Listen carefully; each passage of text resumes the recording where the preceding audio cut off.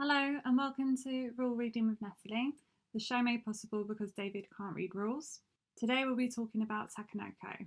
A panda gifted to the Japanese emperor was given a home in the imperial garden, where the gardener and trusted court members were given the task of feeding the panda whilst maintaining the growth of bamboo. This is a resource management game. The players help the gardener manage plots to grow bamboo to feed the panda. Place the pond tile in the centre. Then place the gardener and panda on this tile. Shuffle green, yellow and pink plot tiles together to create a draw pile. Set aside the irrigation and improvement tiles. Then shuffle the plot, garden and panda objective cards and place in 3 separate piles. Then deal 1 of each to each player. The Emperor card is placed separate to the objective card piles. Each player also receives a player board and 2 action chips. The tallest player goes first and continues clockwise. On a player's turn, they can choose 2 of 5 actions. Each must be different from the other. The player draws 3 plot tiles, chooses one and places the others at the bottom in any order they choose.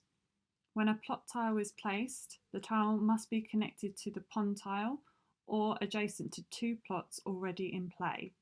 They cannot be placed next to a single plot. Plots placed next to the pond tile receive a bamboo shoot for being irrigated for the first time. This happens only once. Take an irrigation channel and place it on the player board. The player can choose to use this immediately. If it is not used straight away, these must be used on the player's turns and does not count as an action. An irrigation channel must start from the pond tile and must be placed on the border of 2 plots. On future turns, players can continue the network or start a new network from the pond. Again, when a tile is irrigated for the first time, it receives a bamboo shoot. The player moves the gardener in a straight line, any number of plots and any direction of their choice. They cannot move him over empty spaces. The gardener grows bamboo on the plot he finishes on, as well as any adjacent plots of the same colour. These must be irrigated. Bamboo can only grow up to 4 pieces high. The panda moves in the same way as the gardener. When he lands on his chosen plot, he eats 1 piece of bamboo. This is the final action. Players can draw a card from one of the 3 objective card decks and add it to their hand. They cannot choose this if they have already got 5 cards in hand.